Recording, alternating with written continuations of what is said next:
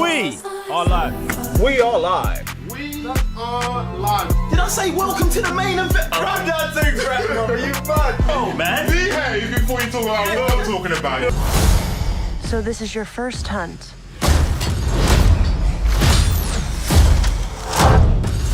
And you've come to the most dangerous planet in the universe.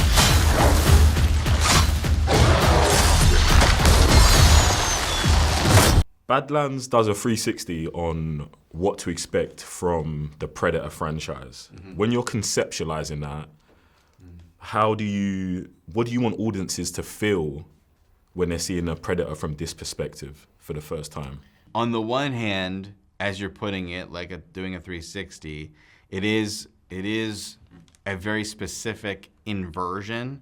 So it's like what Dutch did in the original, Deck is now doing, but also really want people to feel emotionally charged. It wasn't about like making the bad guy a good guy. That's why I've been very hesitant to even say hero in a lot of the promoting of the movie, even though he does get awesome, but really to find yourself like rooting for what he needs to accomplish and caring about him. That's what I hope people find themselves experiencing more than what even the trailers let on. Like certainly there's a lot of action in the movie, but hopefully people will find themselves caught up in the emotionality of everything as well. 100%. Yeah. I think it definitely comes across. You feel that, and I think the staying away from the hero or villain kind of title makes sense.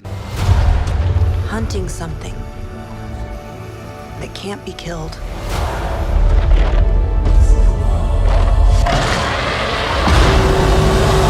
Lots of studios try to kind of stay away from non-human protagonists.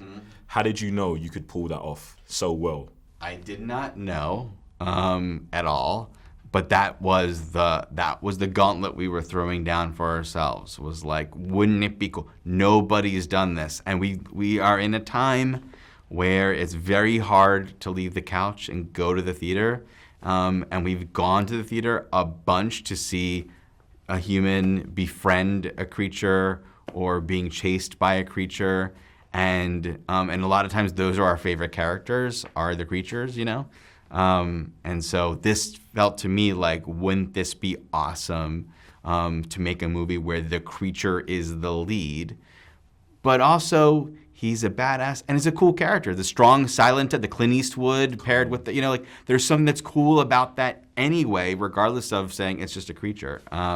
So there was just enough going for it. And Prey was a big swing, and it worked out, and they were happy. And so I think it allowed everyone to be like, all right, let's go for it. I could help you.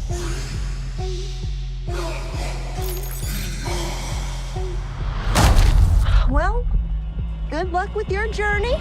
So what's the biggest challenge when you're putting a Predator front and center?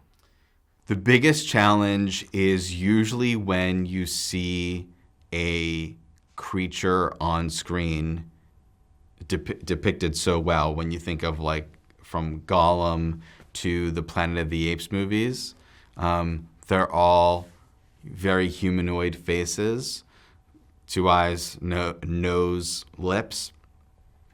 The mandibles are very hard. He does not really have a nose per se, the way you'd think, and the mandibles did not allow for a one-to-one translation between Dimitri's performance and what we were able to do digitally. So it did take some artistry to figure out, when Demetrius makes this expression, what does that mean the mandibles do? And can this part of his mouth in the center feel more like lips here or a nose gesture here or there?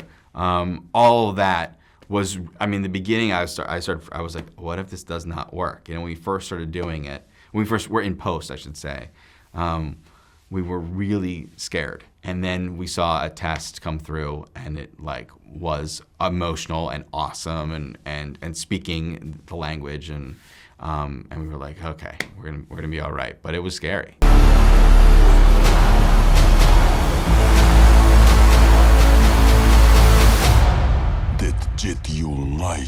The special effects do look great. What statement do you want Badlands?